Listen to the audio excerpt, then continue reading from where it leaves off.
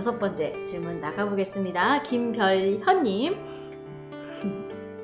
자, 저는 41세 난소 저하 진단을 받았습니다. 오른쪽 7cm 정도 되는 작은 근종이 또 있고요. 시험관을 계속 해야 할지 아니면 근종 제거 수술을 먼저 하고 다시 시험관을 할지 그 부분에 대한 고민을 갖고 있습니다. 네. 근데 이거는 하나 좀 확인을 해야 될 게 난소가 양쪽 다 접근성이 어떤지를 한번 볼 필요가 있을 것 같아요. 작은 근종이 아주 크면 난소가 접근성이 안 좋아서 난자 채취를 하기 어려울 수가 있거든요. 그래서 그건 아마 직접 진찰을 하신 주치의 선생님께서 얘기해 주시는 게 좋을 것 같고, 개인적으로는 7cm 정도 되면은 근종을 먼저 제거하시고 하는 것도 좋을 것 같아요. 왜냐하면은 근종 때문에 구조적으로 자연임신 할 수 있는데 자연임신하기 어려운 구조로 바뀌어서 안 되시는 경우도 있거든요. 그러니까 일단 근종 제거를 하시고 그 다음에 난소 저하니까 아마 시험관하기를 하시라고 권유를 받으실 텐데 뭐 한 3개월, 4개월 후부터는 네, 해도 되시고, 만약에 접근성이 좋아서 난소를 빨리 이렇게 난자 채취할 수 있는 경우면 수술하기 전에 난자 채취를 한두 번 하고 나서 수술을 결정하셔도 돼요. 그런 네네. 방법도 있겠네요. 김별현님, 지금 과장님께서 난소 접근성을 좀 잘 봐야 됩니다 라고 하면서 혹시라도 그런 여러 가지 가능성에 대한 설명을 해주셨습니다. 도움이 되셨을 것 같고요. 자, 7번째 장별혜님, 저는 지금 시험관 진행 중이시라고 신선 1차 동결 2차까지 비임신으로 피검 수치가 0점대로 착상도 되지 않고 종결되었습니다. 네, 동결은 2번 다 최상급 5일 감자배아로 인식되었는데 왜 착상이 왜 안 될까요? 라고 말씀. 그러니까 지금 이분 경우가 이제 반복 착상 실패 원인 검사를 한번 하실 필요가 있습니다. 피 검사를 하시면 그냥 다 금방 알 수 있으니까 해보시고요. 그리고 이제 최상급 5일 감자배아라고 하셨는데 그거는 조금 좀 확인을 해봐야 될 것 같아요. 예, 감자배아의 퀄리티가 정말 어떤지, 그 이식하는 시기에 날짜와 잘 맞게 되었는지. 어쨌든 한번 신선도 하고 동결도 해서 다 배아이식을 해봤기 때문에 지금까지 했던 그 방식을 한번 점검을 해봐야 되는데, 아마 채취를 한 번 하신 것 같아요. 신선 1차, 동결 2차 했다는 걸로 봐서는 한 번 채취로 동결까지 2번을 하신 건데, 그러면 한 번 채취에 대한 결과를 지금까지 보신 거거든요. 근데 사람들마다 난자 채취는 어떤 시기마다 어떻게 보면 줄 서 있는 난자들의 퀄리티가 다를 수가 있어요. 그러니까 정상의 여성들은 1년 365일 12번의 배란 기회 때 누적해서 80% 임신하거든요. 그러니까 매달 약간의 다른 퀄리티의 배란을 하는데 좋은 배란을 할 때 임신을 하시는 거예요. 그러니까 마찬가지로 시술을 하시는 분들도 좋은 배란 하는 주기에 채취된 거에서 좋은 애가 있겠죠. 근데 이제 이번에 한 번 채취를 한 거는 한 배란 주기의 것을 저희가 결과를 본 거라서 다른 주기의 난자에서도 결과를 보시는 것도 일단 필요하니까 일단 반복 착상 실패 검사를 하시고 그리고 나서 2번째 채취를 할 때에는 첫 번째 배란유도 하시는 방식하고 약간의 변화를 줘야 되는지도 한번 판단을 해보셔야 될 것 같아요. 네. 근데 그건 아마 거기 원장님께서 고민하실 거예요. 원장님께서 알아서 하실 거니까 여러분 믿고, 믿음 중요합니다. 오늘. 자, 이제 또 다음 질문 나가겠습니다. 저기 중간에 이제 다음 질문요. 8번 하고 나서 중간 질문 좀 한번 받을게요. 현장 질문이요.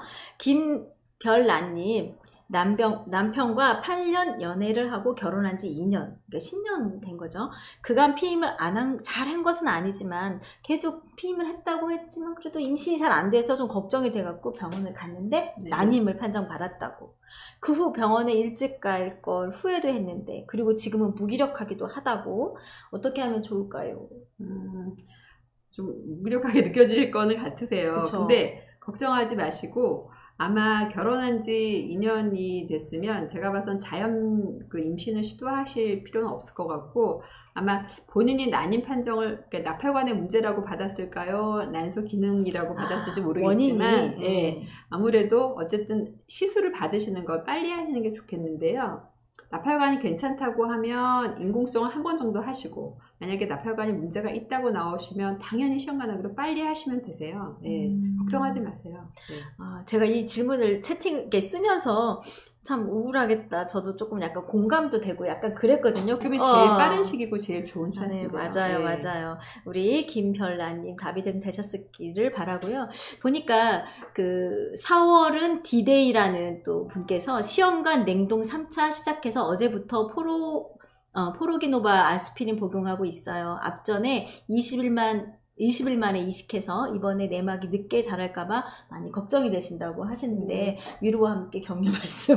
20일 만에 만약에 5일째 배아를 해동 이식 하신 거면 늦게 자란 거 아니니까 너무 걱정하지 마시고요. 그리고 원래 해동 이식은 그 1차에 따라서 별로 이렇게 차이가 없으세요. 이거 뭐 3주를 더 늘려서 예를 들어서 한 40일 만에 이식을 한다 하더라도 차이는 없어요. 걱정하지 않으셔도 되세요. 되게 힘이 나셨을 것 같아요. 4월은 디데이님, 좋으시죠? 좋다고 좀 적극적인 채팅창에 답변 부탁드리고요. 자, 다음 질문을 한번 가보겠습니다. 네. 9번째 이별현님께서 오랫동안 지금 진행하시고 계신 것 같아요. 저는 정상이지만 신랑이 정자 운동성 부족과 정상 전자 1%라고 해서 시험관을 시작했다고 하십니다. 첫 동결에 임신이 되었는데 화유되었고 그 뒤로 기대했지만 신선 2차, 동결 4차 동안 비임신 되었습니다. 미리 준비할 만한 것이 있을까요? 라고 질문해 주셨네요. 네. 이분이 이제 전제로 저는 정상이지만 그러셨어요. 네네네, 맞아요. 네. 근데 정말 정상은 어떻게 확인이 될까요? 정상은 실제로 이제 아기가 가져지고 태어나야 돼요. 어느 쪽이든 정상인 게 진짜 둘 다 확인이 되려면 그래서 일단은 지금 제가 봤을 때는 현재 상태로 신선 2차니까 2번 난자 채취하신 거고 한 번 할 때마다 동결이 2번씩 나올 정도니까 난소 기능은 좋으신 것 같아요. 이런 경우는 2가지를 추천할 수 있는데 일단은 정자 모양이 문제라고 하셨으니까 그 정자를 선별해서 미세보조 수정을 할 수 있는 방식이 있거든요. 그러니까 그것을 할 수 있는지를 한번 선택해 보시는 게 좋겠고요. 또 하나는 착상 전 배아 유전자 검사가 있어요. 아까 말씀드렸잖아요. 배아 유전자가 맞아요. 정말 정상인지 그걸 확인하는 방식이 있어서 그걸 해보시는 게 도움이 되겠고 역시 이분이 착상하는 환경에 문제가 없는지는 검사를 하지 않고는 알 수 없어요. 그러니까 낚시를 하면 낚시에 찌에 물려 나오는 물고기를 잡는 거고 그물을 치면 그물 사이즈보다 큰 물고기는 다 잡는 거거든요. 네. 그거랑 비슷해요. 반복 착상 그 검사는 그물을 해서 뭔가를 잡는 거랑 비슷하거든요. 그걸 치지 않고는 검사 결과를 알 수가 없어요. 그러니까 그런 것을 한 번은 해보실 때가 된 것 같아요. 이제 2번 채취해서 3번을 하셔야 될 때가 됐기 때문에 이렇게 하기 전에는 이제 그런 반복 착상 검사 또는 수정하는 방식이나 그 배아 유전자 검사는 어차피 시술할 때 도입해서 하는 거니까 지금 쉬실 때에는 한번 자궁 내시경도 하시고 반복 착상 그 실패 검사 이런 것도 해보시고 그래야 될 것 같아요. 좀 전에 비유해 주셨던 낚시와 그물 비유가 확 와 닿는 것 같아요. 네, 좋은 감사드리고 자 마지막 10번째 질문이 있습니다. 네, 마지막 10번째 김별율님 인공수정 성공률을 높이려면 어떤 준비가 필요할까요? 호르몬 양성 유방암 환자들의 인공수정 및 시험관 아기 시술 위험성에 대해 걱정이 많으시다고 이분 특별한 어떤 불편한 몸에 어려움이 있으신 것 같아요. 지금 유방암을 그럼 치료를 하신 거겠죠? 네네. 치료하시고 이제 재발이 없으시고 이제 임신하셔도 된다고 얘기를 들으신 상태일 것 같아요. 근데 이제 제일 걱정은 임신을 하던 임신을 시도하는 과정이던 그 호르몬이 올라가기 때문에 호르몬 양성인 유방암 환자분들은 되게 이렇게 스트레스가 되실 거예요. 맞아요. 근데 이제 지금 배란 유도제 중에는 여성 호르몬을 올라가지 않게 하는 배란 유도제가 있어요. 네, 그래서 그거는 실제로 되게 희한하게도 유방암 치료제로도 사용하는 거예요. 그 아로마테이즈 이니비터라는 약을 써서 배란 유도를 하시는 것도 도움이 되겠고 또 하나는 인공수정 성공률을 높이자고 한 그 부분에서는요. 배란 유도제 주사 제제를 같이 쓰는 게 사실 성공률을 높인다고 하거든요. 배란 유도제 주사 제제를 같이 써서 배란 유도를 해보시는 게 좋을 것 같아요. 예. 그리고 너무 배란 유도에 대해서 부담 갖지 않으셔도 돼요. 이제 그 약제를 같이 쓰면 그 에스트로겐이 많이 높아지지 않거든요. 그러니까 거의 자연 배란기 정도의 농도밖에 안 돼요. 한 서너 개가 자라도. 그러니까 너무 걱정하지 마시고 시도를 하시면 좋겠고, 단지 하나 시도하는 기간 너무 길게 하시면 안 되세요. 그래서 일단은 인공수정을 너무 오래 하거나 이러시지도 마시고 한두 번 정도 해서 안 되면 바로 시험관하기로 진행하셔도 괜찮습니다. 아, 네. 확실히 우리 과장님께서 정말 오랜 동안 난이인과 관련된 우리 진료를 오래 하셨던 다양한 환자를 보셔서 그런지 답변이 되게 다양한 것 같아요. 사실 제가 여기 문화센터에서 지금 오랫동안 일을 했잖아요. 재작년에 유방암 임신 중에 발견을 하셨고 또 출산을 하셨고 아기 돌 지금 됐고 막 되게 건강하게 잘 자라고 있어요. 그래서 그 친구가 갑자기 생각이 났네요. 여러분 어떤 기관이든지 간에 또 과장님 내지는 IR센터의 다양한 전문의 선생님들에게 구체적으로 질문을 하시고 답을 찾아가시면 될 것 같다는 생각이 들어요. 자, 10분의 사전 질문을 마쳤고요. 여러분들 제 것도 조금 해결해 주세요 하면서 질문을 계속 올려주고 계세요. 심쿵이님은 아까부터 여러 가지 질문을 하셨는데 배아 등급 때문에 이식이 캔슬되면 다음 달 바로 채취할 수 있는지 간단하게 또. 그 배란 유도를 어떻게 했는지에 따라 다릅니다. 방법에 따라서. 다음에 생리 시작했을 때 난소가 많이 흡수가 돼서 정상 크기로 줄면 다시 배란 유도 하실 수 있는데요. 만약에 이전에 과배란 유도로 난소가 많이 커 있으면 한 달은 쉬고 가시는 게 더 좋으세요. 아, 네. 우리 답이 되셨으면 좋겠고, 김세미님, 세미기님, 35세입니다. 1년 동안 임신이 되지 않아 인공수정 시험관을 진행하려고 했는데 확률이 높은 시험관으로 바로 진행할까 했는데 인공수정도 한번 해보고 싶고 어떤 게 좋을까요? 당연히 인공수정 해보셔야죠. 네. 왜냐하면 시험관 하기는 그래도 훨씬 몸에 대한 부담이 있죠. 네네. 여성분들이 마취도 해야 되고 네. 주사도 많이 맞아야 되고 인공수정도 이렇게 완전히 성공률이 없진 않거든요. 한 20% 정도 있어요. 그러니까 5분 하시면 한 분 정도는 임신이 되실 수가 있고 또 내가 될 수 있잖아요. 그쵸. 해봐야죠. 맞아요. 아까 일부 강의 선생님 진행하실 때 과장님께서 진행해 주실 때 다양한 또 질문을 해주셨던데 그 중에 한두 분만 가능할지 한번.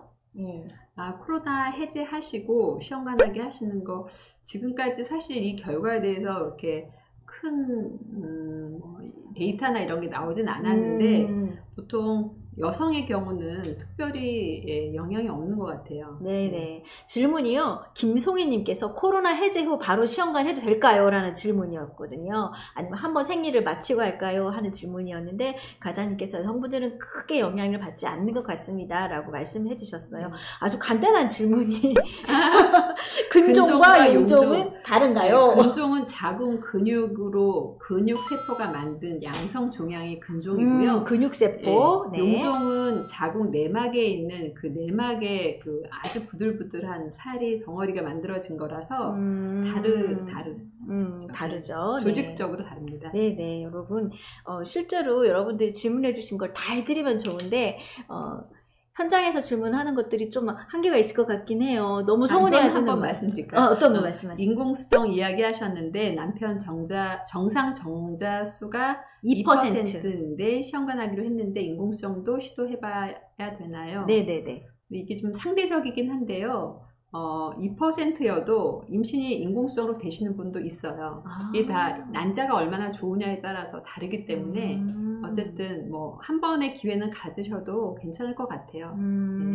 자, 김바다님께서는 또 3차 때 매일 운동도 열심히 하고 잘 챙겨 먹고 노력 많이 했는데 채취 2개에서 공남포 1개 나와서 상실감이 너무 크다고 말도 못하다고 도대체 어느 정도 노력을 더 많이 해야 할까요? 감이 안 온다고 하셨는데 이분은 답변이 아니라 좀 응원을 해주셔야 될 것 같은데 너무 노력하시느라고 스트레스 받으시는 거 아니세요?